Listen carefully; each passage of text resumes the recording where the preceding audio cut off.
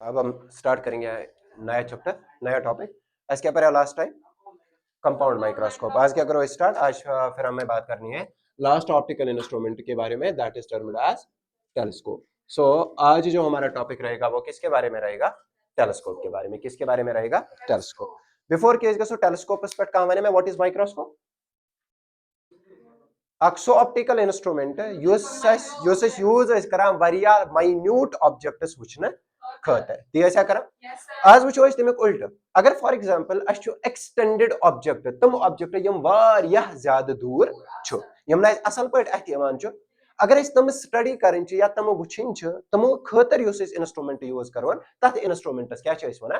Telescope. क्या छ वना? टेलीस्कोप। गो अगर बह one what is a telescope, it is an optical instrument, it is an optical instrument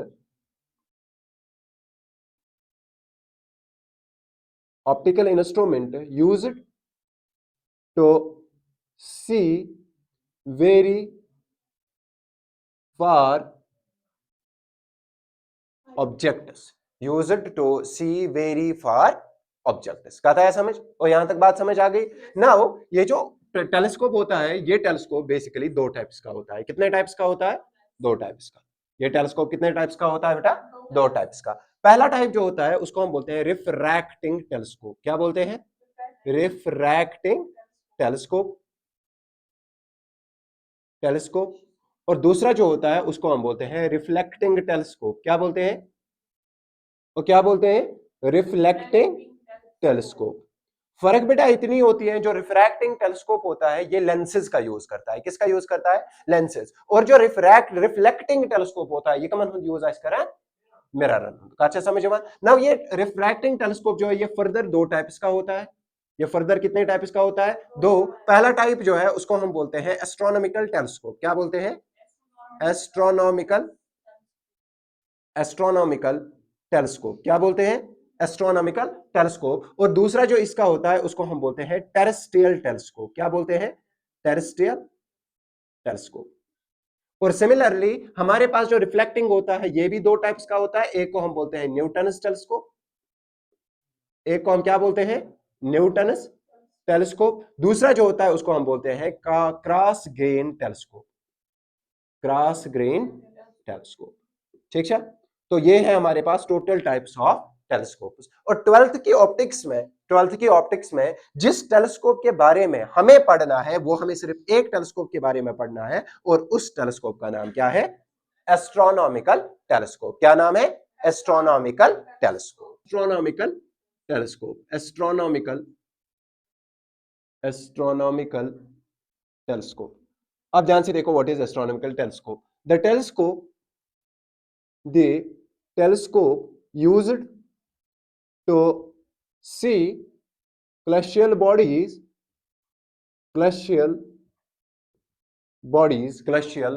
is termed as astronomical telescope। क्या चीज अच्छी है एस्ट्रोनॉमिकल टेलीस्कोप?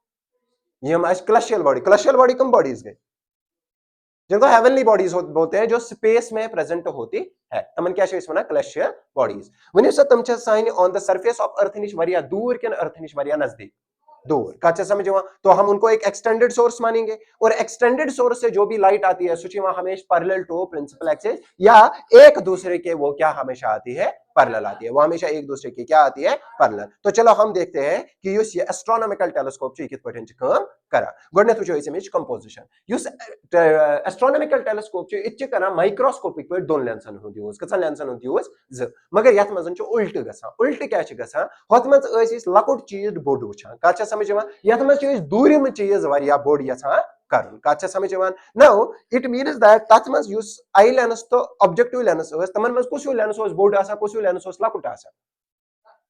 माइक्रोस्कोपस मजन ओस युस आई लेंस ओस आसा large aperture, use objective lens ओस आसा लो अपर्चर। मगर यथ मज गसा उल्ट। यथ मज गसा उल्ट। क्या गसा उल्ट? ध्यान से देखो। लेट सपोज यहाँ पे एक सोर्स है, ये एक एक्सटेंडेड सोर्स है, और इसको मुझे देखना है, तो यहाँ पे मैं सबसे पहले एक बड़ी लेंस का यूज करने वाला हूं।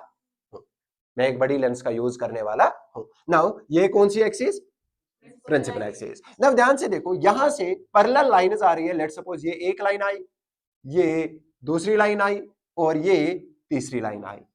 When you say yelte line infinity pattern या yelte object katna sanais temich image kata bana temich image na focuses mas bana तो it means that ये जो image है ये कहीं ना कहीं हमारी कहां पे बनने वाली है ये कहीं ना कहीं हमारी बनने वाली है फोकस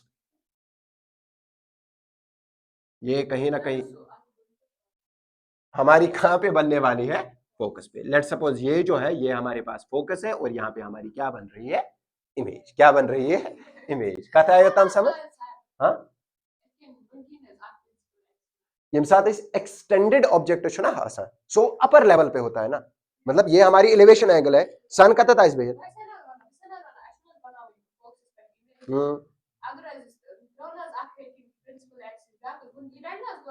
नहीं मसला ये है कि ध्यान या तो समझ अगर फॉर एग्जांपल ये प्रिंसिपल एक्सिस तो कोना आख लाइन या पर बैक लाइन या पर तो इट मींस दैट जो आपका ऑब्जेक्ट है वो कहीं ना कहीं किस पे लाई कर रहा है प्रिंसिपल एक्सिस पे लेकिन आपको लगता है लेंस यहाँ पे है मेरे हाथ में नहीं ध्यान से देखो ये लेंस मेरे हाथ में है ये लेंस मेरे हाथ में है वो चुकन में आ गया जिसने लेंस ना ये लेंस ये क्या प्रिंसिपल एक्सिस वन सा तारो कतना सनाइस बेत या सन कता ताइस बे सो ऐसा मींस अथस पड़ी हुई है सो ऐसा हर बे तो लाइट ऐसे आएगी या लाइट ऐसे आएगी लाइट ऐसे आएगी या लाइट ऐसे आएगी ऐसे आएगी दैट इज व्हाई यहाँ पे लाइट जो आती है वो कहां से आती है ऊपर से आती है अच्छा समझ में तब है कोने ये डायग्राम बने हुए ये समझ आवा ये तब चलो आगे बढ़ते हैं नाउ अब ध्यान से देखो नाउ ये हमारी बन गई इमेज इमेज किसकी वजह से लेंस नंबर 1 की वजह से अच्छा समझ में when object was at infinity image कहां पे बन गई नाउ अब हमें इतनी बड़ी इमेज नहीं बल्कि इसको थोड़ा सा और बड़ा करना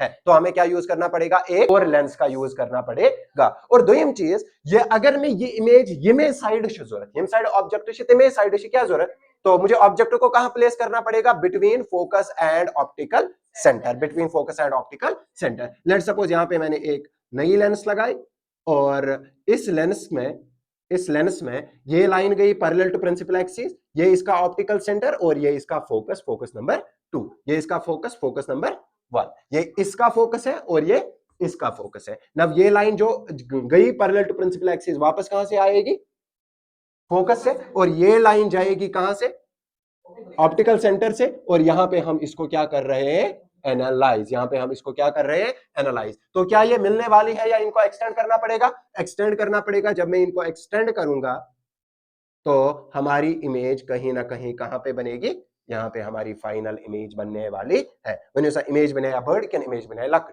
इमेज बने ऑब्जर्वेबल इमेज बने observable this is how a telescope functions how a telescope functions कहता है समझ नव ध्यान से इधर देखो अब मुझे बता ये था ऑब्जेक्ट था इंफिनिटी पे ऑब्जेक्ट लेंस के साथ जो एंगल बना रहा है वो ये है लेट्स सपोज इसको हम नाम देते हैं क्या x अगर ये x है तो ये एंगल कितना होगा ये भी सर x होगा क्लियर चेक नव ये जो है ये इमेज है इमेज नंबर 1 लेट्स सपोज इसको नाम देते हैं h डैश और ये फाइनल इमेज है इसको नाम देते हैं h डबल डैश अच्छे समझ में ये इमेज इस वाली लेंस की इमेज है या इस वाले लेंस की इमेज है इस वाले लेंस की इमेज है तो मुझे बता यहां से यहां तक ये जो डिस्टेंस होगी ये कौन सी डिस्टेंस होगी इमेज डिस्टेंस किस वाली के लिए ये ऑब्जेक्ट लेंस है और ये आई लेंस है ठीक है ना ऑब्जेक्ट लेंस के लिए ये होगी तो इसको मैं लिखूंगा वो वी ओ मगर एक बराबर है इमेज बने एक पॉइंट पर फोकस पर तो मैं लिखूंगा ये फिर बराबर होगा फोकस के अच्छा समझो मैंने ये आशा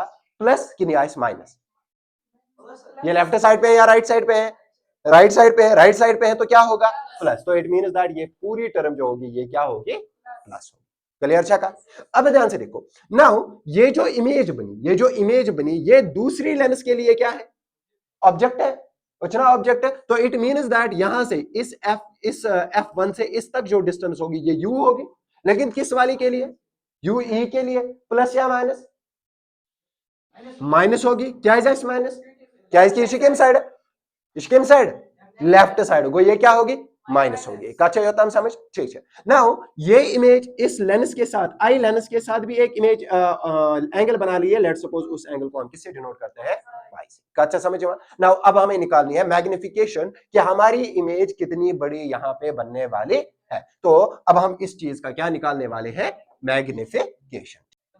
मैग्निफिकेशन का फॉर्मूला सीधे मैं लिखूं ये बराबर होता है बीटा बीटा नहीं यहां पे हम लिखेंगे y डिवाइडेड बाय x अगर एंगल्स छोटे हैं तो मैं इसको लिख सकता हूं tan of y divided by tan of x, tan of y divided by tan of, और बेटा आप इधर सुनो, tan of y divided by tan of x। जरा इसमें से tan ऑफ y का वैल्यू निकालो।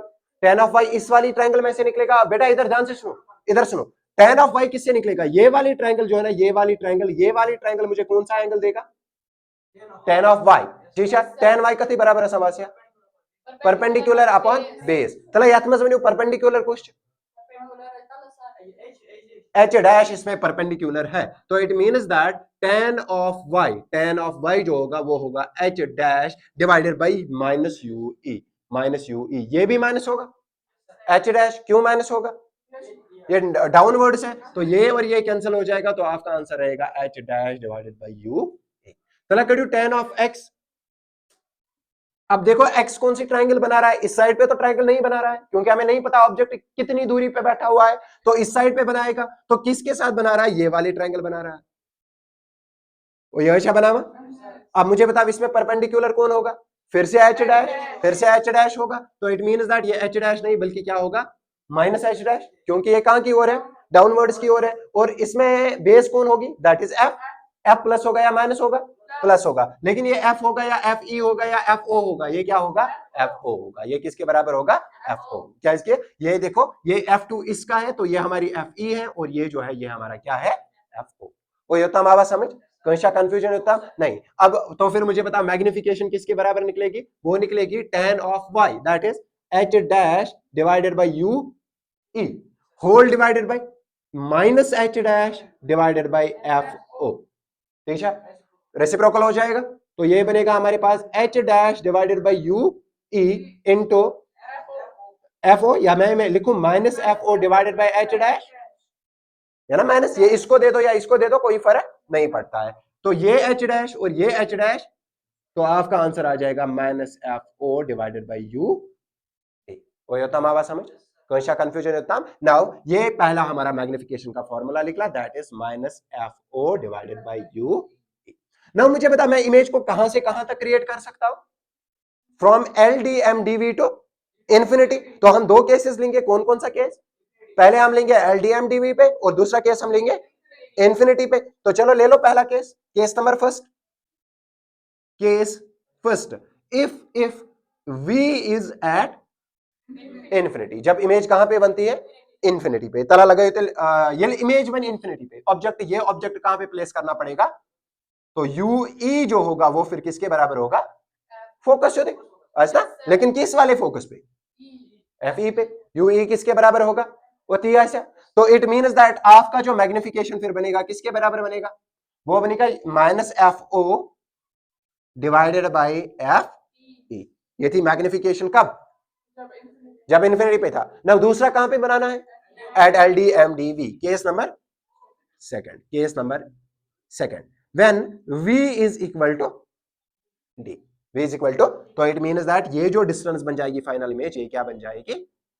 d तो नहीं बनेगी ना, माइनस डी बनेगी। ठीक है ना। नाउ अब यहां पे देखो लगा लो formula 1 upon F E is equal to 1 upon V E minus 1 upon U E. अब मुझे बता इसमें प्लस कौन होगा माइनस कौन होगा? इस पूरी सिनेरियो में प्लस कौन होगा माइनस कौन होगा? क्या एफ ई प्लस होगा या माइनस होगा? एफ ई कन्वेक्स लेंस है तो हमेशा पॉजिटिव होता है, क्या इसके फोकस के नीचे कोरियन, अगर कॉन्वेक्स है तो पॉजिटिव, अगर कॉन्केव है तो नेगेटिव। तो it means that F E क्या होगा? प्लस होगा। चलो इसको पहले लिखते हैं, वी की जगह हमें क्या लिखना है? डी। तो ये फॉर्मूला हमारा क्या बनेगा? 1 divided by F E is equal to 1 upon D या माइनस डी? Minus D. क्या इसकी इमेज के मैथ बने?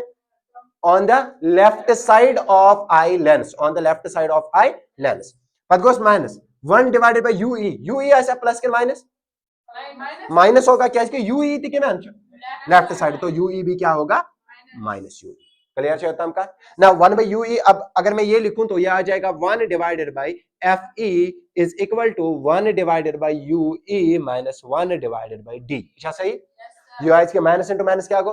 प्लस। ये मैंने पहले लिखा, ये माइनस है तो ये माइनस रखा, कहता है समझ, कंफ्यूजन चाहिए होता हमको नाउ। अब यहाँ पे हमें किसका वैल्यू निकालना है? 1 डिवाइडेड बाई यू ए, किसका वैल्यू? क्योंकि इमेज को रखा, तो हमें अगर इमेज डी पे है तो हमें देखना क्या है? हमें देखना है ऑब्जेक्ट कहां पे होगा। तो इट मींस दैट हमें किसके साथ काम करना है? 1 डिवाइडेड बाई यू ई के साथ। चला मैंने 1 डिवाइडेड बाई यू ई का बराबर वो निकलेगा 1 divided by F E plus 1 divided by D. होती नहीं रे, वही निकलेगा.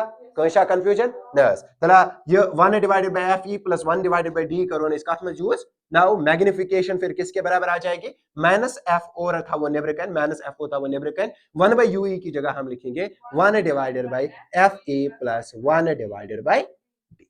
होती है, ऊपर जा रहा हूं, m जो हमारा आ गया वो बराबर आ गया माइनस एफ ओ, साथ में आ जाएगा 1 divided by F A plus 1 divided by T.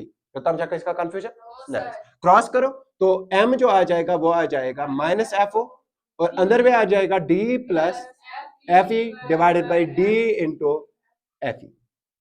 तो तब जाकर इस कंफ्यूजन नहीं.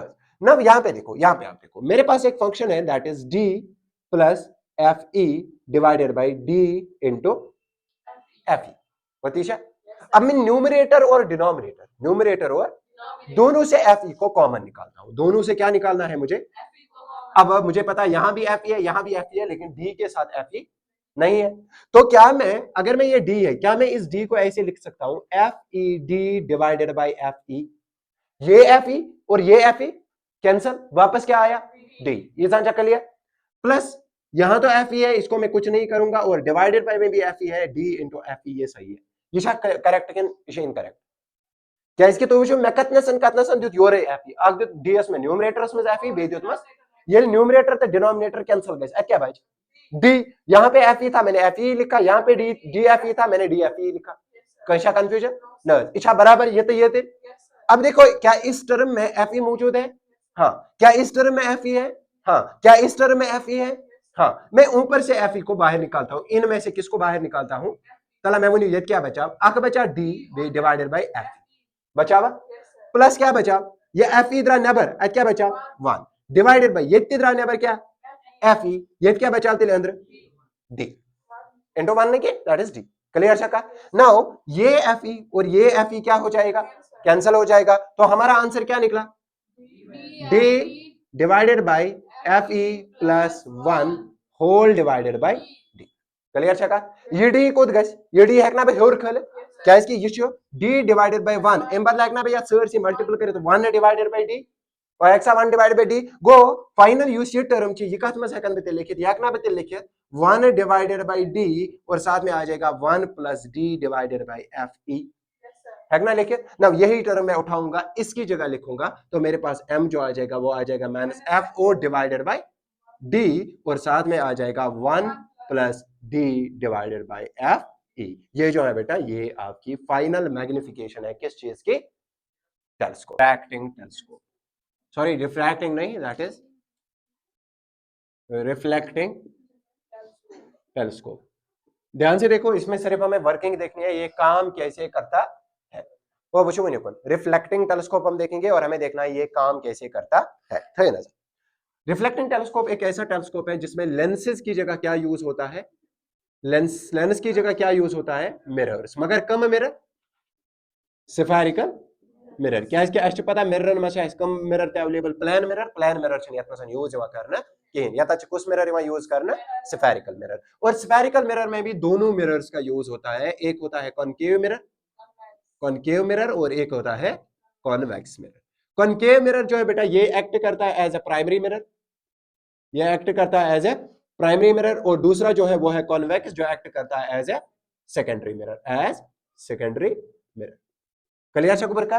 और सेकेंडरी मिरर से जो भी लाइट आती है उस लाइट को देखने के लिए हम एक छोटे से कॉन्वेक्स लेंस का भी यूज करते हैं जिसको बोलते हैं आई पीस. क्या बोलते हैं, आई पीस. अब देखो काम कैसे करना है, जस्ट डायग्राम आपको देखना है काम कैसे करना है. देखो ये कुछ ऐसे होता है, ये हमारे पास यहाँ पे हम एक स्फेरिकल मिरर एडजस्ट करते हैं, यहाँ पे इसमें एक नेक क्रिएट करते हैं और यहाँ में एक और स्फेरिकल मिरर एडजस्ट करते हैं. और ये हो गया हमारा वो वाला एरिया जहां से लाइट एंटर करती है from far by objects. Clear चका. अब ध्यान से देखो ना, ये जो मिरर होता है ये कोटेड है from bulging outward side. When you से कुछ मिरर छे, हाँ इट इज कॉनकेव. ये भी बल्जिंग आउटवर्ड साइड पे है, तो ये दोनों क्या है फिर कॉनकेव. और कॉनकेव मिरर तो दोनों कौन से मिरर्स होंगे, प्राइमरी मिरर्स. दोनों कौन से मिरर्स होंगे, प्राइमरी मिरर्स। ये जो नेक इनके बीच में डाला जाता है, यहां पे डाली जाती है एक छोटी सी लेंस, जहां से हम फाइनल इमेज को क्या करते हैं, ऑब्जर्व करते हैं। नाउ इन लेंसेज के बीच में यहां पे सेंटर में बिल्कुल इस नेक के सामने एक और लेंस लगाई जाती है जो ऐसी होती है। ये कौन सी लेंस है, ये वही ना मिरर, कौन सा मिरर है, कॉनकेव मिरर। कौन सा लेंस यूज होता है, कॉनकेव, कॉनकेव मिरर नहीं, मिरर है बल्जिंग इनवर्ट साइड पे क्या है, ये कॉन्वेक्स है, ये कॉनकेव है, वही तो बोल रहा हूं, अच्छे समझ ना।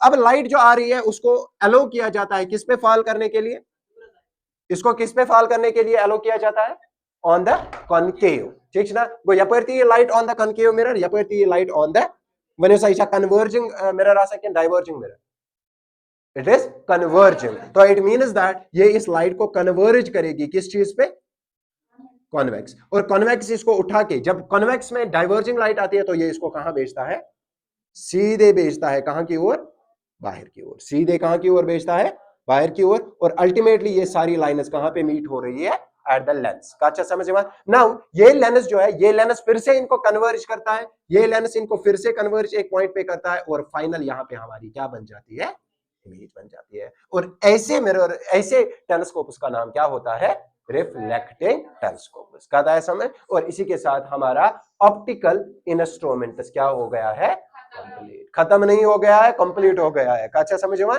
बात समझ आ रही है। अब कल या तो हम उठाएंगे वेव ऑप्टिक्स, या तो हम ऑप्टिकल इंस्ट्रूमेंट्स पे कुछ क्वेश्चंस करेंगे, वो कल डिसाइड होगा कि हम क्या करने वाले हैं। जो तमाम समझ, चलो बाकी इंशाल्लाह कल देखेंगे।